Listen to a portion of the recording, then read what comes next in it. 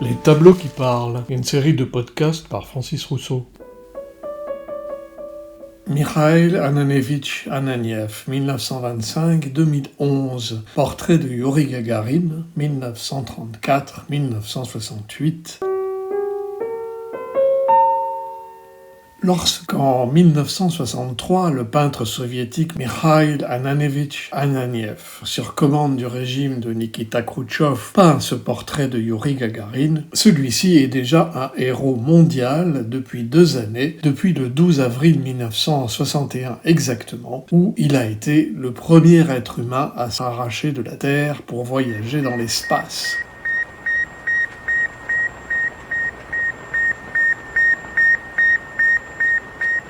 Le vol historique, donc, de Youri Gagarin fut précédé de plusieurs vols sans équipage, destinés à mettre au point son vaisseau Vostok, lequel fait rétrospectivement plutôt penser, d'ailleurs, à une grosse lessiveuse ou à une petite bétonneuse qu'à un vaisseau spatial.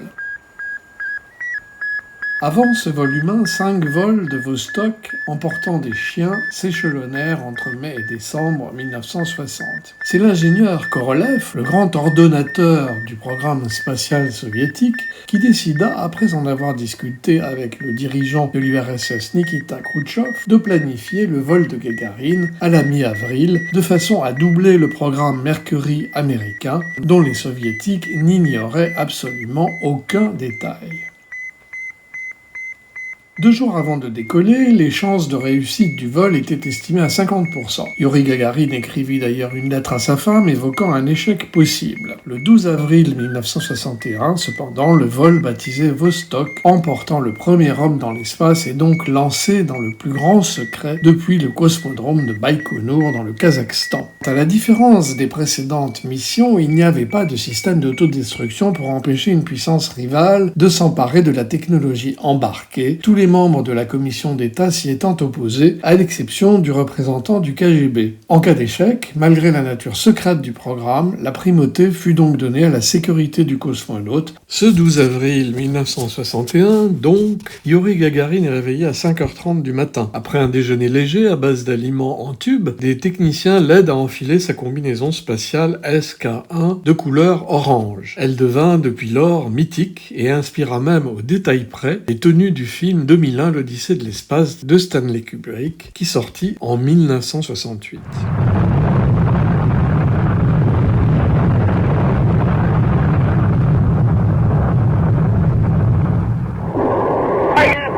Et c'est parti. Il est 9h07, heure de Moscou. Personne dans le monde n'est au courant de ce qui se passe. À Korolev, qui lui demande comment il va, il répond avec légèreté « Bien, et vous ?» Le système télémétrique, après la mise à feu du 3e étage, affiche une trajectoire alarmante. Mais environ 2 minutes après le décollage, la coiffe qui recouvre le vaisseau est larguée comme prévu. Le hublot situé à hauteur des pieds de Gagarin est démasqué. Il peut voir à l'extérieur et s'exclame « Je vois les nuages ».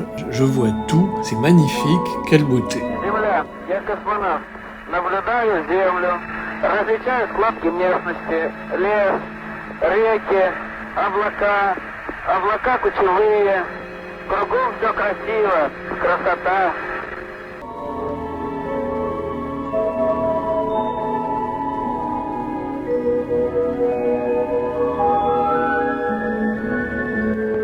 Quelques minutes après le lancement, le vaisseau est placé en orbite et entame une révolution autour de la Terre. Il n'y en eut qu'une seule, qui dura 1h48 à une altitude moyenne de 250 km. 55 minutes après le lancement, alors que le secret du vol a été gardé intégralement, communication radio codée comprise, l'agence TASS apprend au monde, par une dépêche, la mise en orbite d'un être humain, donne son nom, Youri Gagarin, et le promeut du même coup major, alors qu'il avait quitté la Terre avec le grade de premier lieutenant.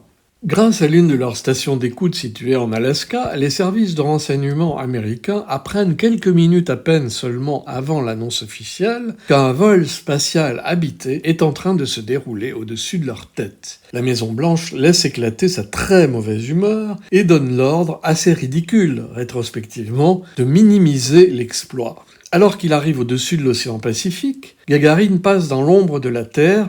L'orbite complète achevée, les rétrofusées se déclenchent automatiquement et entraînent la rentrée atmosphérique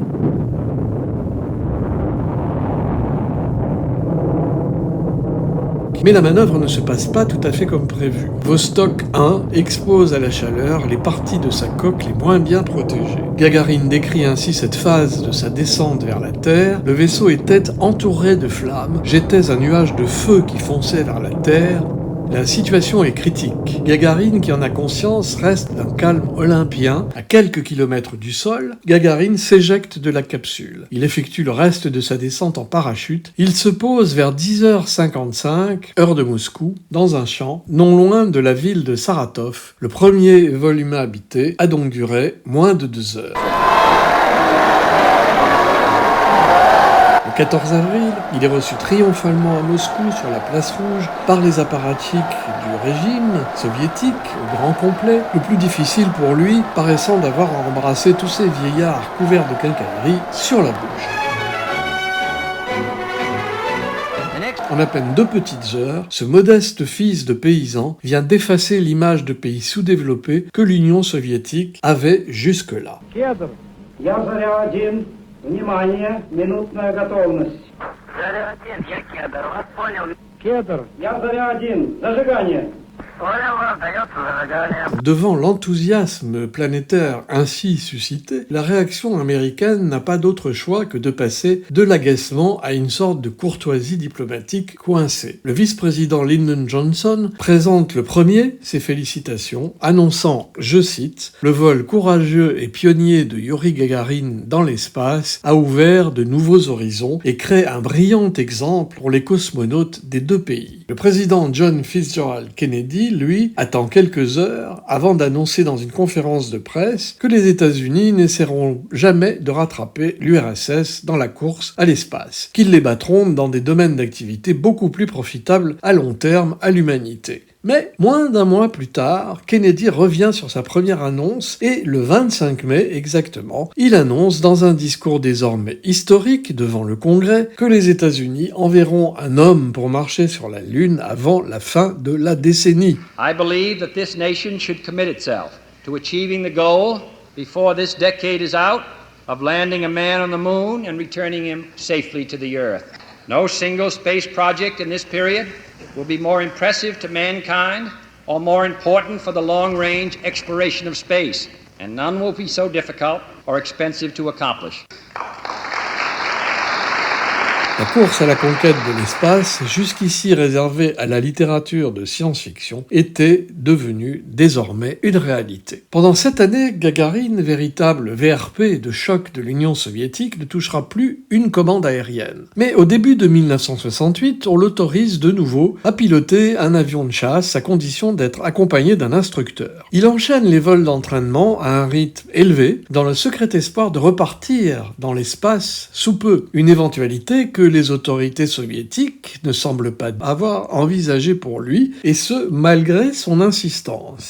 Jusqu'à ce jour, du 27 mars 1968, où Gagarine décolle, peu après 10h du matin, à bord d'un vieux MiG-15 depuis un aéroport militaire près de Moscou. Il est accompagné du colonel Vladimir Seriogin, affecté depuis 1963 à l'entraînement des cosmonautes. Quelques minutes après le décollage, Gagarine demande au contrôleur la permission de modifier son plan de vol pour entrer à la base. Ce sera sa dernière communication. L'alerte est rapidement déclenchée, des hélicoptères décollent et repèrent l'avion à 64 km de sa base, dans une zone boisée couverte de neige. En s'écrasant, l'avion a creusé un cratère de 6 à 7 mètres, ce qui laisse supposer qu'il a heurté le sol à la vitesse colossale de 700 à 800 km/h.